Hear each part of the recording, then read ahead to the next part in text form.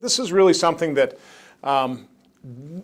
really deserves and requires a full discussion before we start so drastically changing policy toward Cuba. Listen, I'll be the first to say that there's probably a great deal of agreement that what we've been doing for the last 50 years hasn't worked. I mean, I think you can find agreement on that. The question is, well, if we want to change policy, how should we do it? So you're saying that there wasn't a dialogue between the White House and Congress about these decisions before they were announced? Certainly not with this senator. I know I got a call from Ambassador Powers a couple hours beforehand, and when you take a look at the statements of Foreign Relations Committee Chairman Bob Menendez, a Democrat, he is pretty outraged by this. Marco Rubio, these people are really expert in this issue. They weren't consulted. There might have been a couple members, but not many. Do you think if he had reached out with Cuba, he would have been able to work with Republicans? Well, take a look at the reaction of some members.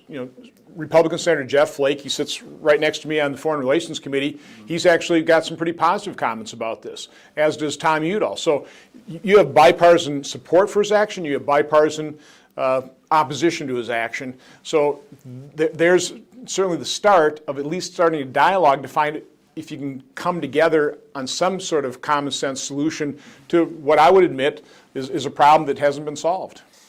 Between Cuba and immigration, the president and the GOP have not gotten together on those. You were just mentioning that. How does that set up then the new Congress? But again, I want to point out on Cuba, the president isn't agreeing with members of his own party. There's bipartisan opposition and support for what he's doing. But it's still angering the GOP.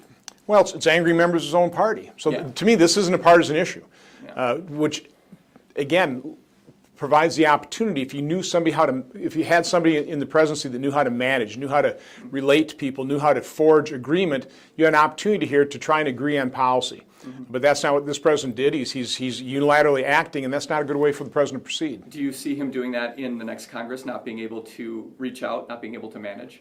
Well, certainly his unilateral action on Cuba and on immigration does not bode well for cooperation in the next Congress. But from my standpoint, what I can control, for example, my chairmanship of my committee, I'm reaching out to Democrats. I'm not unilaterally laying out any particular issue. I'm asking for their input in terms of what should our priorities be, what are those areas of agreement. That's the best way to proceed. And what are they saying when you reach out to them? Well, they're appreciative of the effort. Yeah. Now, again, we just won the election. I just, got named. Well, I haven't been voted chairman yet, but it's I'm not going to be opposed. And so we begin that dialogue. But one of the things I'm doing right now is I'm laying out a mission and vision statement for the committee.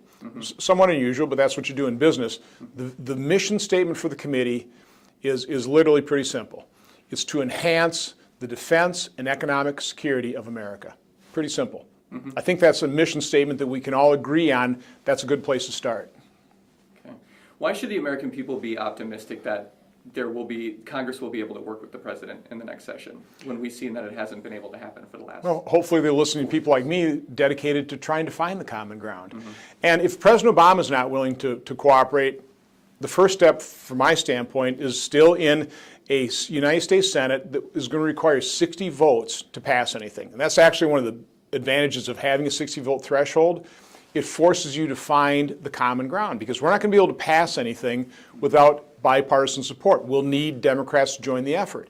And so that's what we'll do in the Senate is we'll try and find the common ground, pass bipartisan piece of legislation that hopefully the House will have already passed, and then we'll put that on President Obama's desk, and he'll have to decide whether or not he's willing to sign a piece of legislation that is clearly bipartisan because it passed on a bipartisan basis in the Senate. So, so again, my effort is I'd love to work with the White House, and quite honestly, I've dedicated myself to working with Secretary Jay Johnson of Homeland Security to again, so he can succeed in his mission of keeping America safe. But I think the better, or certainly one approach I'll use.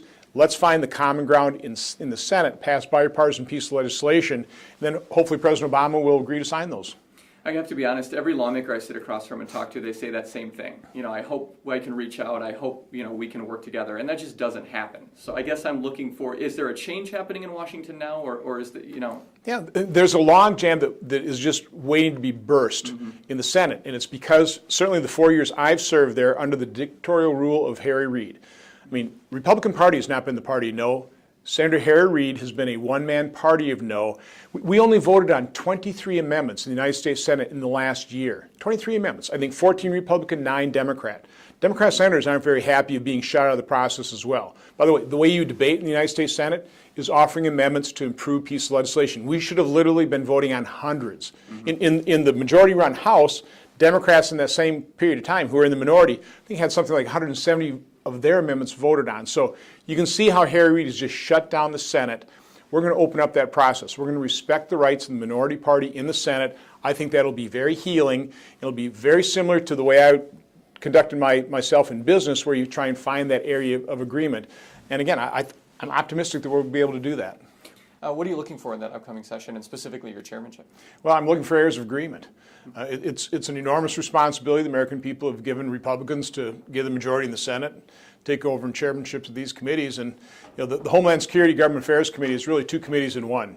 You have the Homeland Security portion, which is top priority there is going to be securing our border, cybersecurity, trying to give Secretary Johnson the tools to be able to complete his mission of keeping America safe and secure.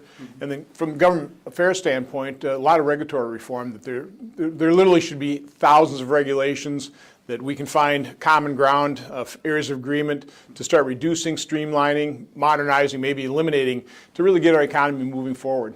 Is it going to be easy to sell that to the American public when you start talking about regulation? People's eyes kind of glaze over sometimes. Is that going to be an easy topic to take on as chairman? Well, I think most people do recognize that the government, in so many cases, impedes the private sector's ability to expand and create good-paying jobs. So, no, I think it's a relatively easy sell, and the important thing is it's a relatively easy sell for, all members of Congress. I mean, it's not just my office where businesses are coming in from the state of Wisconsin complaining about regulations that are hampering their ability to grow and to create good-paying jobs. So there ought to be all kinds of bipartisan agreement. I actually spent a fair amount of my time on the floor of the Senate on Saturday when we were in that unusual session talking to Democrat colleagues on that committee, asking them to start looking, talk to their staff about regulations that we can find areas of agreement. Not violating their principles, not violating ours, but just find those areas of agreement to get our economy moving forward.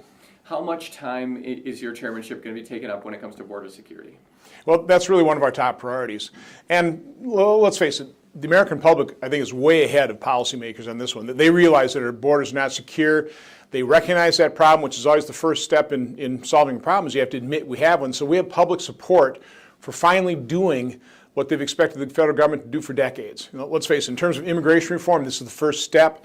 Democrats, through President Obama's unilateral action, kind of got their part of immigration reform.